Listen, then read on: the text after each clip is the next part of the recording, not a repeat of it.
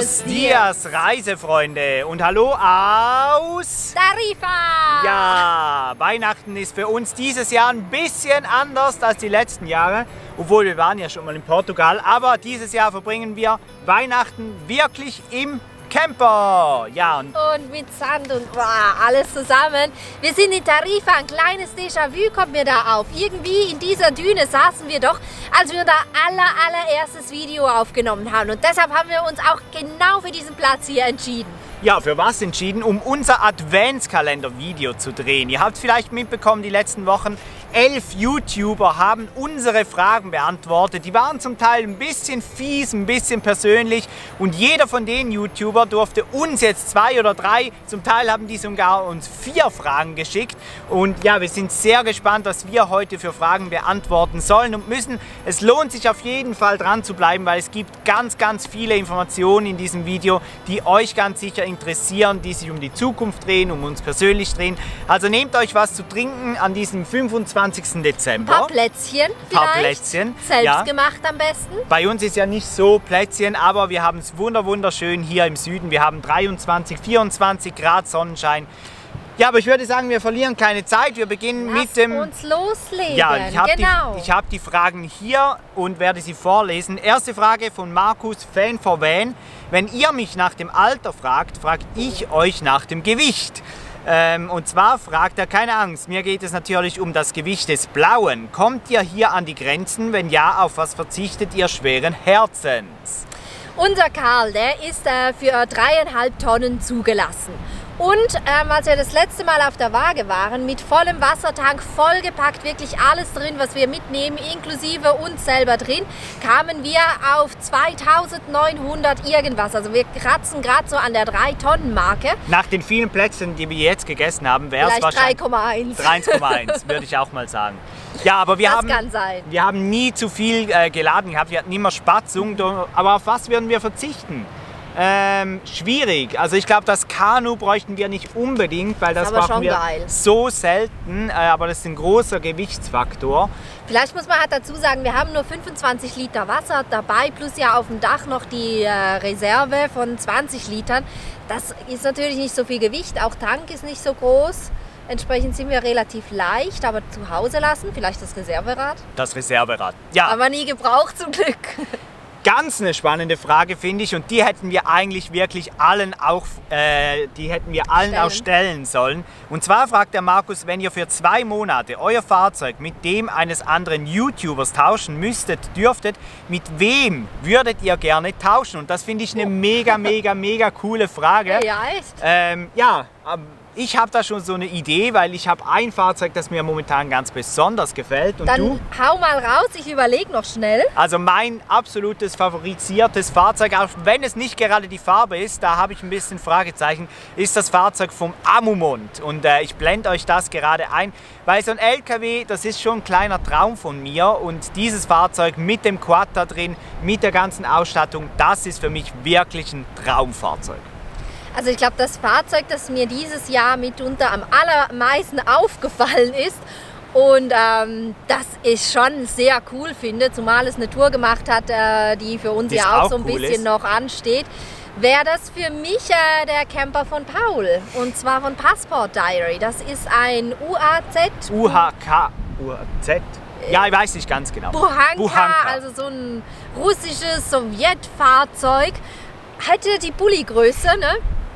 Und ja, das finde ich einfach rein optisch und ich glaube auch zum Fahren wirklich der Wahnsinn zum Fahren. Nicht, weil ich glaube, dass es so angenehm zum Fahren ist, sondern weil es einfach keine Grenzen für dieses Fahrzeug gibt. Deshalb für mich wäre es dann, ich würde mit Paul tauschen, wobei das ginge ja, glaube ich, momentan sogar, falls der nicht schon verkauft ist. Also ich sehe das, hier gehen die Meinungen ganz klar auseinander. Von groß bis ganz klein. Also wir machen weiter mit den Patashas. Die hatten ja gestern ihr Live-Video. Übrigens alle Videos, alle Adventskalender-Videos, die findet ihr hier oben gesammelt in einer Playlist. Könnt alle über die Weihnachtstage nochmal nachschauen. Macht irre viel Spaß. Die Leute haben sich unglaublich Mühe gegeben. Ja. Also wirklich, ich erinnere mich da an ganz spezielle Videos.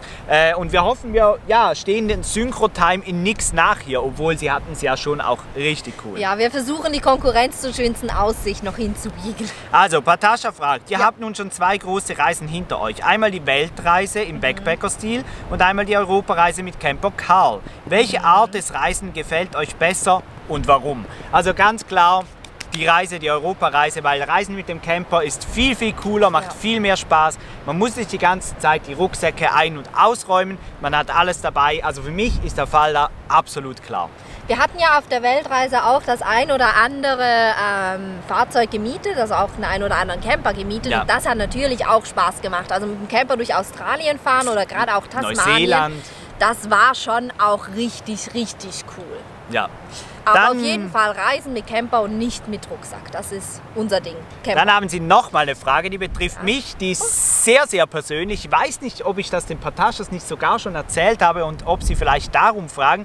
Aber ich würde mal sagen, wir hauen jetzt das Ganze mal raus. Wenn ihr schon fragt, dann sagen wir das.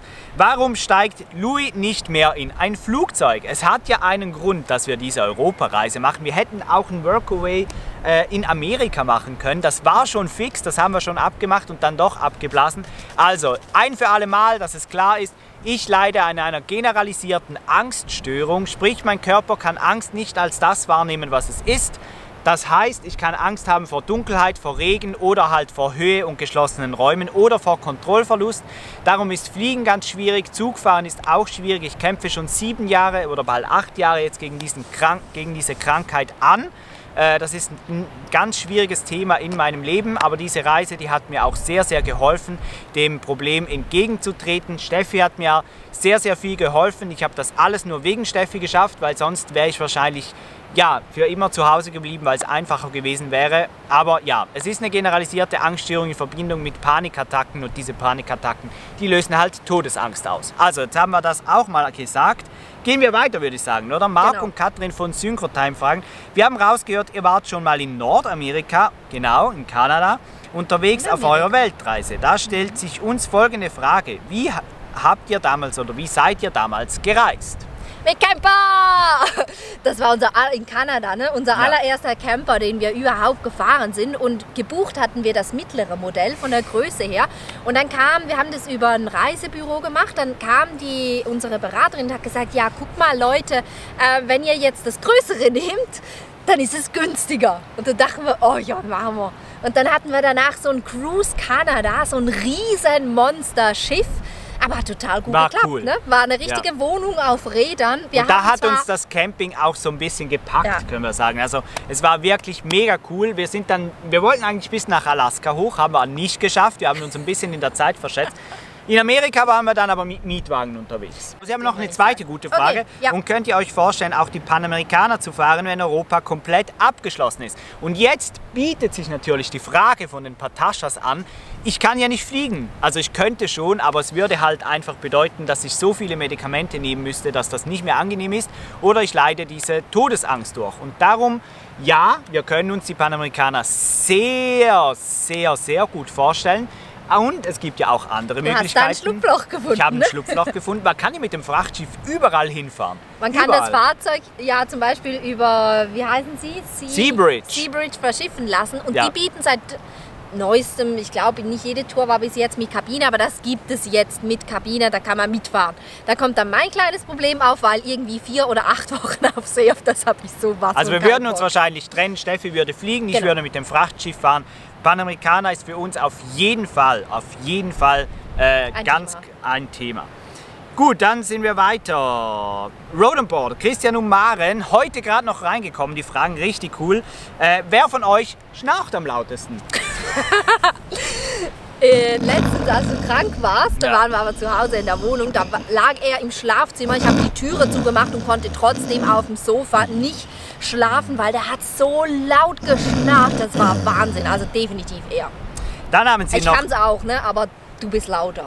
Dann haben Sie noch eine zweite intime Frage, aber ich glaube, bei Christian und Maren ist das ganz Müssen okay. wir verzeihen. Das War müssen wir aber auch verzeihen. neugierig. Und fragen, habt ihr euch auf einer Reise schon so richtig verkracht? Ja. Ja, mehrmals. Ich kann mich da an Situationen in Finnland erinnern, in Estland, da war es ganz, ganz übel. Da haben wir mal wirklich tagelang auch nicht mehr richtig miteinander gesprochen. Ich weiß gar nicht mehr, warum das war. Aber ja, es ist ja wie zu Hause unterwegs sein, wenn Es man... war vor allem auch am Anfang der Reise, war es des Öfteren auch, so, ja. weil da unsere Ansichten so krass auseinandergegangen sind. Für mich ist jeder Tag super, jeder Mensch, der mir entgegenkommt, prinzipiell mal nett. Und du hattest da schon sehr starke Vorurteile gegenüber den Ländern. Ich kann mich zum Beispiel an Škoda erinnern, die erste Stadt in Albanien, da wollte er nur noch zufahren. Und ich habe gesagt, nein, wir steigen hier aus, wir gehen jetzt zu Fuß in dieses Ort. Und das waren schon immer Situationen, wo wir uns echt teilweise heftig gezofft haben. Das und gab's halt schon. Der abendliche Zoff, wenn man zu spät auf Stellplatzsuche geht. Ich glaube, vielleicht könnt ihr das mal unten in die Kommentare schreiben. Wer fetzt sich regelmäßig bei der Stellplatzsuche? Ja, schreibt das mal unten Sind wir da alleine? Sind wir wirklich einfach zu unterschiedlich, was den Komfort anbelangt? Oder ist das ein generelles Problem? Benjamin und Lisan von RVing Europe, finde ich ja richtig cool, dass die auch mit dabei waren. Das war ja eigentlich der Überraschungsgast, der war bis zum Schluss nicht ganz klar, aber die haben einfach auch ein richtig geiles Fahrzeug. Ich stehe dazu, geiles Wohnmobil, geiles Sitz. Ich bin Womo-Fan. Seit diesen Vlogs bin ich Womo-Fan. Achtung, lange Frage. Okay. Ihr habt gesagt, ihr wollt auch jetzt, wo ihr lieber in einem Steinhaus wohnt, weiterhin minimalistisch leben. Wie ist das jetzt tatsächlich? Ihr habt ja viel mehr Platz als vorher. Lockt dann nicht das Shopping und kauft ihr mehr Sachen oder könnt ihr da wieder stehen? Einerseits haben wir das gelöst oder sage ich mal minimalistischer umgesetzt, dass wir jetzt eine viel kleinere Wohnung haben. Also wir haben jetzt eine 2,5 Zimmer Wohnung. Wir haben über 30 Quadratmeter reduziert im Vergleich zur Wohnung, die wir zuvor hatten. Und wir haben total viele Schränke und Zeugs, außer in der Küche. Ne? Aber ansonsten haben wir viele Schränke und Schubladen, die einfach leer stehen. Also wir haben weniger Kram. Wir haben auch, als wir die Wohnung eingeräumt haben, über 500 Kilo entsorgt und nochmal so viel gespendet. Also wir haben schon mächtig ausgeräumt und wir geben uns schon viel Mühe, dass wir nicht einfach Dinge, gerade auch Dekoartikel und solches Zeug jetzt für Weihnachten, dass wir nicht einfach irgendwelchen Ramsch uns kaufen und hinstellen. Wir kriegen das weiterhin geschenkt und wir haben auch Freude daran, zum Beispiel an einem Flugzeug, da haben wir viel Freude dran, aber wir würden es uns halt nicht mehr selber kaufen und wir werden den auch einfach dann bei Zeit weiter verschenken, damit der nächste Freude daran hat. Das ist so ein bisschen unsere Methode. Und wir haben wirklich viele Tonnen entsorgt, mehrere Tonnen entsorgt. Wir haben ja alles behalten aus der alten Wohnung, sind zurückgekommen von der Reise und haben erstmal ausgemistet. Und da ist wirklich viel weg.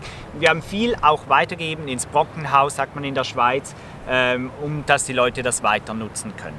Ja, nächste Frage. Was war eure schönste und was war eure schlechteste Erfahrung unterwegs? Wahrscheinlich auf der Europareise. Eine ganz schwierige Frage, finde ich, die man so nicht einfach beantworten kann. Die schönste, schönste Erfahrung war sicher, wie gastfreundlich der Balkan ist. Das war für uns ganz wichtig zu sehen, die Vorteile abzubauen. Und ich glaube, es war auch sehr schön zu erfahren, dass, wir sagen das bei den Vorträgen immer, egal wo ein Problem auftaucht, man findet immer eine Lösung. Ja. Um das mal wirklich so ganz zu pauschalisieren, ich glaube, das ist schon auch so eine der schönsten Erfahrungen. Einfach, schlechteste Erfahrung ist eigentlich relativ schwierig. Wir hatten halt wirklich, das wisst ihr, wenn ihr uns verfolgt, mega wenige schlechte Erfahrungen. Keine schlechten Erfahrungen mit Menschen, außer vielleicht mal in der Türkei, als wir kurz über den Tisch gezogen wurden, aber sonst hatten wir halt einfach keine Lebensmittelvergiftung oder irgend sowas. Wir mussten einmal wirklich flüchten, das war in Litauen, als wir dann an einer Tankstelle übernachten mussten. LKW-Rastplatz. Aber flüchten, wir sind geflüchtet, weil die Jugendlichen einfach laut Musik gehört haben, nicht weil sie uns belästigt hätten. Ja. Wir müssen ein bisschen Gas geben. Wir Alles sind schon klar, bei keine schlechte Erfahrung. Sonst wird das auch so lange. Roma war ein schwieriges Thema, anstrengendes Thema, schlechte Erfahrung. Ja. Gut, also und jetzt kommt auch eine Frage, da müssen wir halt jetzt aus unserem Schatten treten. Wir haben gesagt, wir sind ehrlich. Welche YouTuber schaut ihr eigentlich gerne? Möchtest du beginnen? Also ich gucke mir ganz oft YouTube-Videos an von Pferden, von Pferdetrainern und so weiter. Das war's. Das war's, ne? Manchmal noch von Tiny Houses. Okay, also und manchmal, wenn du mir was zeigst. Aber ganz ehrlich, ich habe das vor der Reise nicht gemacht, ich habe das während der Reise nicht gemacht und ich mache das auch danach nicht. Ich mache YouTube, aber ich schaue kein YouTube. Jetzt komme ich dran, ne? Ja, also ich lege mich mal schlafen. Ich schaue unheimlich viel YouTube. Er schaut das Internet leer. Ich schaue sehr viel YouTube, aber ich schaue eigentlich, Also ich schaue alle Kanäle, die wir jetzt gefragt haben, das ist klar, das verfolge ich. Nicht regelmäßig, einfach schaue mir dann mal 5, 6 Videos hintereinander an, aber nicht regelmäßig. Aber es gibt Kanäle, die ich regelmäßig verfolge. Die sind alle englisch sprechend, haben nichts mit Camping zu tun, aber das sind Reisevlogger. Und das ist einmal, was ich wirklich momentan komplett durchsuchte, ist Indigo Traveler. Das ist Extreme Traveling eigentlich. Das ist der im Iran, Afghanistan gerade ist. Indigo, da schreit er dann jeweils, wenn ich auch zuschauen muss, weil es einfach, das ist schon spannend. Das ist wirklich spannend. Und was wir jetzt begonnen haben zusammenzuschauen, was mich sehr, sehr freut und was Steffi auch gefällt, ist Cara und Nate. Ach so, ja, da gucke ich immer gerne mit, ja. Ist auch ein Pärchen, das sich zum Ziel gemacht hat, 100 Länder auf der Welt zu sehen. Und das haben sie jetzt gerade geschafft. Und das die waren auch in Lviv in der Ukraine und die fanden die Stadt auch so toll. Das ist halt so schön zu sehen, weil die an vielen Orten waren, die wir auch besucht haben. Ja. Und ganz oft stimmen die Meinungen übereinander. Und deshalb schauen wir denen auch gerne zu, wenn sie ein bisschen weiter wegreisen als Europa. Genau, und was ich auch gelernt habe, je mehr ich englischsprachige YouTube-Kanäle schaue, je besser komme ich ins Englisch rein. Also das ist noch ein weiterer Vorteil. Das sind die 2 Kanäle und natürlich JP Performance. Täglich, daily, gehört für mich seit 10 Jahren mit dazu, sowieso. Und Dahin von Marbella. Ja, und Jon Olsson. Das ist auch englischsprachig, das stimmt. Ja, also ich schaue oft YouTube, aber ein bisschen andere Kanäle. So, jetzt müssen wir wirklich langsam ein bisschen Gas geben. Iris und Uwe, uns als ältere YouTuber würde es von euch Youngstern mal interessieren, was ihr außer YouTube an Social Media einsetzt und wo ihr jeweils die Vor- und Nachteile seht. Wir kannten bisher TikTok ja noch gar nicht. Ja, ich habe gefragt, ob sie TikTok haben. Wir haben kein TikTok. Wir haben sehr, sehr viel Social Media Kanäle, Instagram, Facebook, ihr wisst, es folgt uns überall, ist klar. Wo ihr jeweils die Vor- und Nachteile seht, genau. Also Facebook ist Insta-Story ist unsere absolute Lieblingsplattform. Bilder posten wir eigentlich gar keine mehr, schon seit Monaten. Für uns ist es die Story, weil die Interaktion da sehr, sehr schnell geht. Macht uns unheimlich mega Spaß. Coole Feedbacks, genau. Das ist echt schön und halt wirklich zeitnah. Das macht richtig Spaß. Instagram ist aber auch sowohl... wie sagt man, ist auch nicht unsere bevorzugte Plattform, braucht viel zu viel Zeit, macht viel zu wenig Spaß, das Bilder posten, und wir sind halt nicht die Leute, die da jeden Abend durchdrücken. Für uns ist es noch immer ein Hobby. Ein Hobby, und genau. Wenn man das dann anfängt zu machen, also sieht man ja auch der Größe unseres Kanals an, das ist ein Hobby und das soll auch für immer ein Hobby bleiben. Wir werden das nicht jetzt irgendwie kommerzialisieren, in dem Sinn eben, dass wir da Spielchen mitspielen oder so. Aber für uns Instagram, um das nochmal auf den Punkt zu bringen, es hat die jüngste Zielgruppe unserer Community, ja. Instagram. Also da sind wir wirklich so 20 bis 35, sage ich mal. Das ist schon so vielleicht sogar nur 30, ne? So der größte Peak. Und eben die Schnelligkeit, in der man Feedback kriegt von der Insta-Story, das ist der Vorteil von Instagram. Facebook sind die Leute ein bisschen älter. Ja, ne? Sind ein bisschen älter. Facebook das ist eher so unsere Generation. Macht auch sehr viel Spaß, sind wir momentan einfach auch ein bisschen zu faul. Zu der Frage kommen wir dann später noch. Ja, macht auch sehr viel Spaß, sehr gute Interaktion, sind wir auch mittlerweile sehr groß. Ist auch ein sehr positiver Kanal. Da kriegt man sehr selten Hates ab und so weiter. Da hat man einfach Freude, ein bisschen Bildchen gucken, mal ein kurzes Video da hochladen. Für das nutzen wir eigentlich Facebook, auch gerade die ganzen Veranstaltungen anzukündigen. CMT, wann finden denn die Vorträge, wo genau schon wieder statt. Solche Sachen findet man bei uns immer auf Facebook. Und dann haben wir noch YouTube. YouTube wollen wir einfach nur machen, wenn es sich halt anbietet, wenn wir Material haben. YouTube hat uns sehr lange sehr, sehr viel Spaß gemacht. Momentan herrscht da ein bisschen Funkstille. Weil wir halt einfach nicht unterwegs sind. Ja, also gut. Dann haben wir übrigens noch Twitter. Das macht mir sehr viel Spaß. Twitter ist vor allem businessmäßig, um mit Firmen so ein bisschen in Kontakt zu treten. TikTok haben wir noch nicht, schaue ich aber gern. Pinterest haben wir auch noch nicht, weil wir zu faul sind. Es ist auf YouTube, gleiche Frage von Iris und Uwe, etwas still geworden um euch. Wäre schade, wenn man nur auf TikTok erfährt, was ihr gerade macht.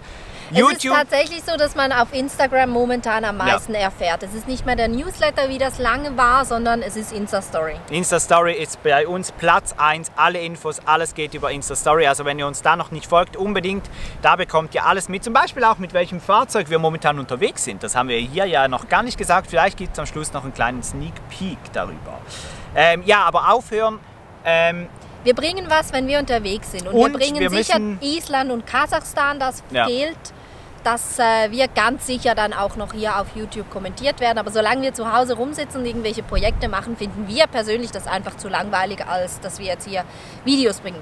Ja, und es ist ja auch so, dieser Urlaub, den wir momentan machen, die 2 Wochen, das ist, wir richten uns neu aus für die Zukunft, privat, persönlich und auch was das Business anbelangt, das werdet ihr dann auch mitbekommen. Dieser Urlaub ist wirklich, zielt auch ein bisschen auf diese Frage ab.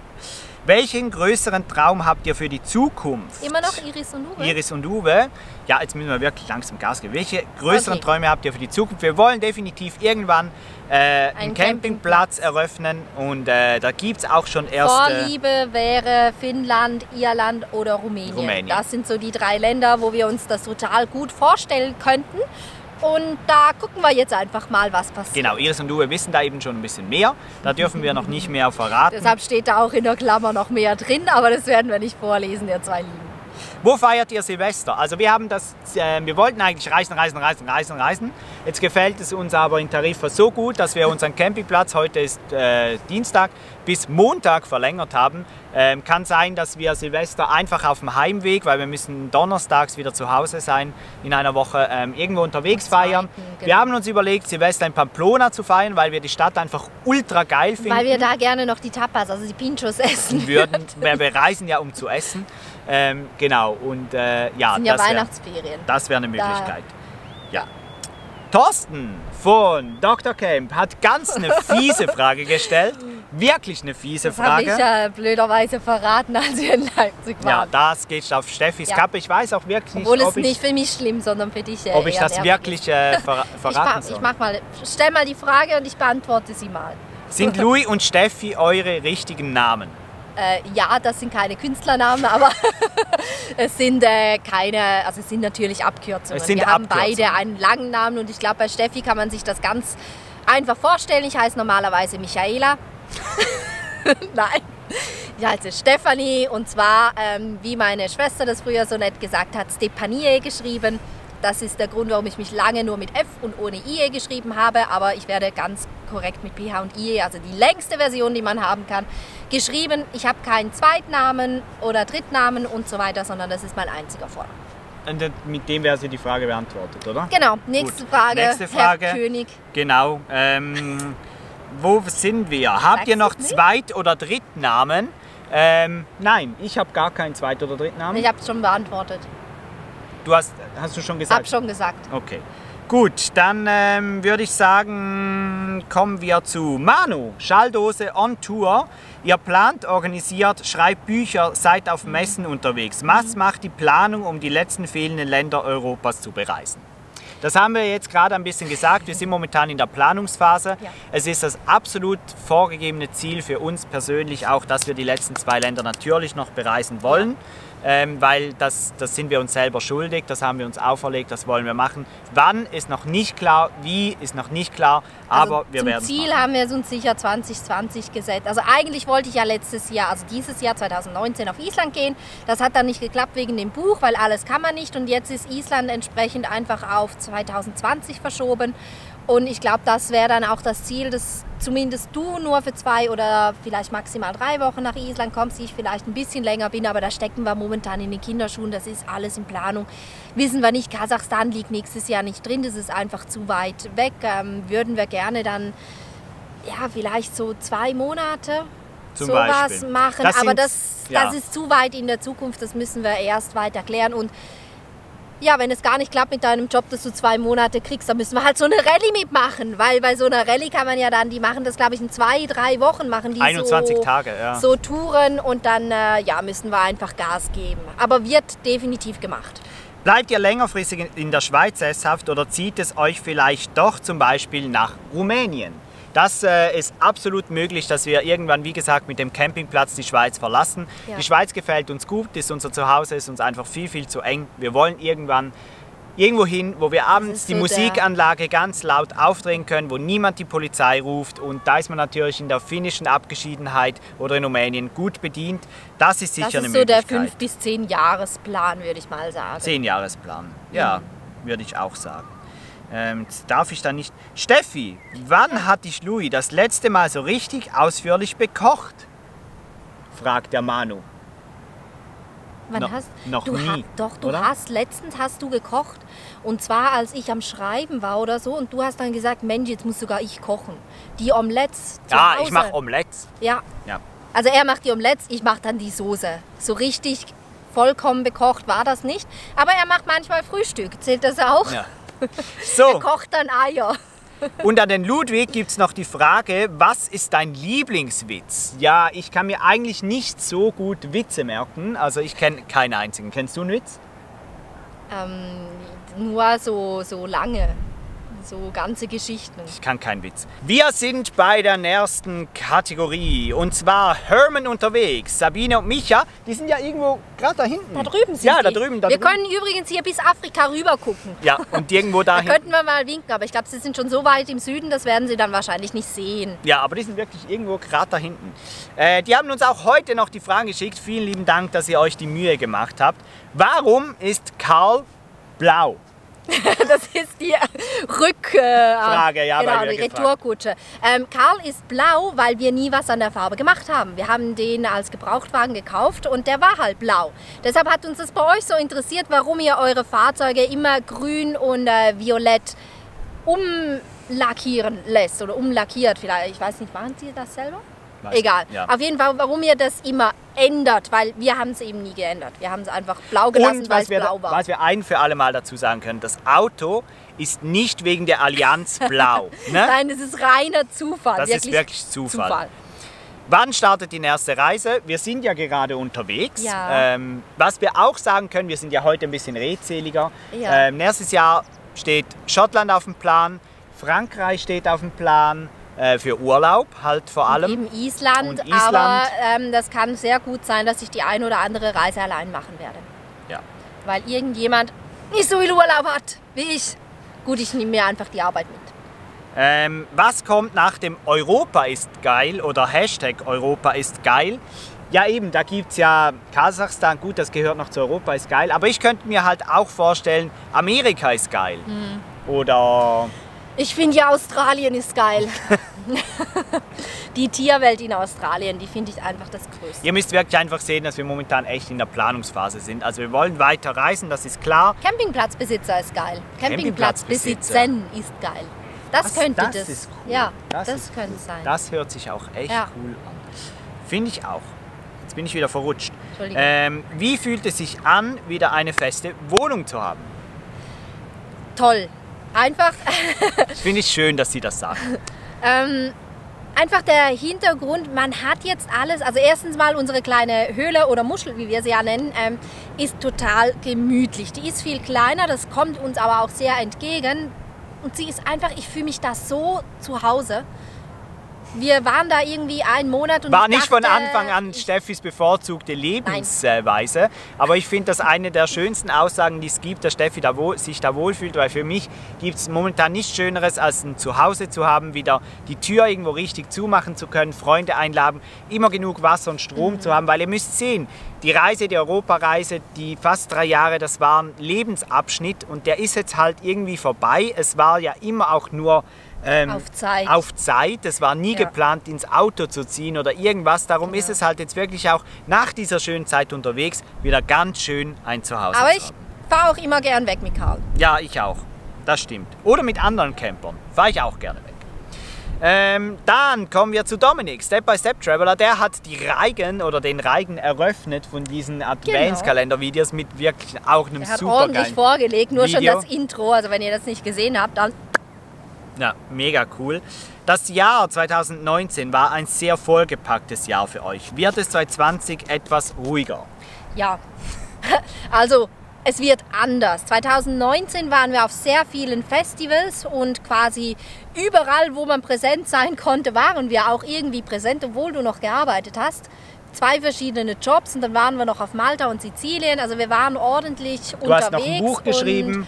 Genau, wir haben echt viel gemacht. Wir werden ein bisschen kürzer treten und ich denke, es wird nur eine ganz, ganz kleine Auswahl, wenn überhaupt, von Festivals und Messen, jetzt mal mit Ausnahme von der CMT und dem Swiss Caravan Salon geben. Weil am Swiss Caravan Salon, kann ich jetzt schon sagen, wird es das Van Life Camp 2 geben. Und an der CMT wird es das Vans and Friends Wohnzimmer. Wohnzimmer. Das Wohnzimmer. Vans and Friends Wohnzimmer. Da gibt es alle Infos zu den Daten und Vorträgen von uns auf Facebook. Haben wir gesagt, Veranstaltungen, Facebook.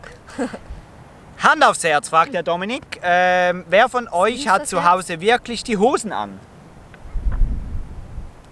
Ich glaube, das reicht. Ich glaube, das wissen auch alle, die zugeschaut haben. Steffi, ja. Hältst du die Vorträge so wie Louis auch lieber alleine? Der behauptet immer, ich halte die lieber alleine. Ja. Ich habe immer ich habe ja jetzt in Leipzig Vorträge alleine gehalten und ich habe irgendwann das Gefühl, dass die Leute doch jetzt meine Stimme dann nicht mehr hören können, wenn ich die ganze Zeit da rede. Ich glaube, ich würde es als Zuschauer angenehmer finden, wenn wir das zusammen machen und deshalb finde ich es eigentlich schöner, wenn wir die Vorträge zusammen halten. Gut, jetzt kommen wir zu JB und JB hat auch gerade das Video hochgeladen und der war an einem wirklich wunderschönen Ort in Spanien, das müssen wir mal noch ganz googeln. Im Norden oben, da kommen wir eigentlich dran vorbei, wenn wir nach Hause fahren. Welches Erlebnis auf eurer Reise hat euch am tiefsten berührt? Da sind wir, glaube ich, wieder bei der Gastfreundschaft angelangt. Berührt? Also berührt hat mich vor allem auch in der Ukraine, dass die Leute alle so freundlich, also weißt du, wenn du durch die Straßen gehst, durch irgendeine fremde Stadt, du gehst durch die Straßen und gerade so in unseren Gefilden gehen die Leute halt so, lass mich in Ruhe, durch die Straßen. Aber in der Ukraine waren die Leute einfach irgendwie, die hatten alle so eine positive Ausstrahlung, so ein Lächeln auf dem Gesicht, obwohl das Land ja wirklich auch bitterarm ist. Das hat schon berührt. Und für mich hat auch berührt der Campingplatz Ksamil in Albanien. Da standen wir auch bei einer Familie auf dem Hausplatz, wie die sich auch um die Leute kümmern, mit welcher Gastfreundschaft. Das sind schon die Momente, sind eigentlich, wo Menschen besonders herzlich sind und wo man sich halt wirklich geborgen fühlt. Das hat mich... in Sarajevo hatten wir ja eine Wohnung. Ja. Und mit dem haben wir noch ein Interview geführt. Adnan heißt er, glaube ich. Ich bin mir nicht mehr sicher. Auf jeden Fall hat er uns halt erzählt, er könnte weg aus Sarajevo. Er hat studiert, er hat eine gute Ausbildung und wenn er weg würde aus Sarajevo, dann könnte er viel mehr verdienen. Aber das will er nicht, weil da sind sich die Jugend aus Sarajevo so ein bisschen einig. Sie wollen Sarajevo endlich mal so ein bisschen weiterbringen und deshalb bleiben sie da, obwohl sie da viel, viel weniger verdienen oder vielleicht gar keine Jobs haben, einfach damit sie dieses Leben in Sarajevo wieder ein bisschen pushen können. Das hat mich schon auch berührt. Ja, und jetzt kommen wir zur letzten Frage von diesem Adventskalender. Es hat unheimlich Spaß gemacht, schon jetzt eure Fragen alle zu beantworten. Und ich möchte auch wirklich nochmal Danke sagen an alle, die mitgemacht haben, die sich die Zeit genommen haben, die Fragen zu beantworten, die Videos geschnitten haben. Wir wissen, die Zeit ist manchmal beschränkt und es ist gerade in der Adventszeit. Also vielen lieben Dank. Ihr findet, wie gesagt, alle Infos unten zum Adventskalender oder hier oben. Und jetzt kommt noch die letzte Frage von JB. Ich finde, das passt auch ganz gut. Stellt euch vor, ihr dürft euch einen Campervan wünschen. Es gibt keine Beschränkungen, Geld spielt keine Rolle. Wie würde er aussehen? Mein Camper wäre relativ klein, er wäre relativ hoch, mit was Bodenfreiheit anbelangt und 4x4. Einfach weil ich jetzt wirklich auf dieses Kasachstan-Abenteuer abziele und weil ich echt gerne ein bisschen mehr Geländegängigkeit hätte, um da halt reinzugehen. Aber ich glaube, der wäre gar nicht mal viel größer als ein Bulli. Vielleicht Bulli mit Hochdach, also mit so fixem Hochdach. Und sowas könnte ich mir echt gut vorstellen. Halt wirklich mit Schnorchel und allem zusammen, dass man wirklich krass halt auch ins Gelände gehen kann. Sowas fände ich cool. Kleiner, dafür geländegängiger. Mir geht es eigentlich genau gleich und ich habe da auch zwei wirklich eigentlich fixe Fahrzeuge vor dem Auge. Für mich ist es einmal der Terracamper, der Bulli T6 von Terracamper, oder es ist die Schweizer Manufaktur, die Hess Automobile, die ebenfalls T6-Busse ausbaut, im ähnlichen Stil. Für mich ist es momentan, nebst dem Traum vom LKW, wäre es eigentlich der Terracamper. Das ist schon... Ja, halt mit der Überlegung, dass man da nicht Jahre drin leben will, sondern dass man damit wirklich Abenteuerurlaub verbringt. Wenn man jetzt sagen würde, man will da drin leben, ich glaube, dann wären wir eher beim Sprinter oder vielleicht so beim Düdo oder sowas angelangt. Ja. Oder vielleicht so ein kompakteres Bimobil, Offroad-gängiges Bimobil, wenn man wirklich sagt, man will länger, jahrelang da drin reisen. Aber vielleicht ist es ja gar kein Zufall, dass wir momentan genau dieses Fahrzeug testen? Das hat jetzt nicht unbedingt Offroad-Geländegängigkeit, aber es ist schon mal ein Anfang. Genau, man kann sich mal so ein bisschen überlegen, ob man mit der Größe klarkommt. Genau, und ich kann nur sagen, man sucht da drin mindestens so lang seine Sachen wie ein Karl. Es wird ja natürlich noch ein Video von dieser Reise geben und auch eine Roomtour von diesem Fahrzeug, von diesem Road Surfer, den wir zur Verfügung gestellt bekommen haben. Wir sagen ja immer, erst mieten, dann kaufen. Darum ist es vielleicht auch kein Zufall. Alles weitere zu diesem Fahrzeug dann in den Videos hier aus Tarifa und aus Malaga. Aber ich würde sagen, das war's von diesem Video, von diesem Adventskalender-Video. Wir wünschen euch noch einen wunderschönen Weihnachtstag, einen wunderschönen 25. Dezember. Wir hoffen, ihr habt noch ein bisschen Urlaub. Genießt die Zeit mit euren Lieben und ja. Wir sehen uns spätestens oder viele von euch an der CMT. Die Daten, wie gesagt, auf Facebook findet ihr das alles. Schön habt ihr eingeschaltet. Wenn euch jetzt noch ein bisschen langweilig ist oder ihr ein bisschen Zeit über habt, wie gesagt, die ganzen Advents-Teilnehmer könnt ihr gerne durchschauen. Und wer euch sympathisch ist, ja auch einfach auf dem Kanal mal reingucken und ein paar andere Videos noch angucken. Und da kann man quasi einmal um die Welt, fast um die Welt. Wir haben niemanden aus Asien dabei. Nein, das stimmt. Müssen wir dann vielleicht in der Variante 2.0 noch ändern. Schön habt ihr eingeschaltet und Europa ist natürlich immer noch geil. Tschüss. Tschüss.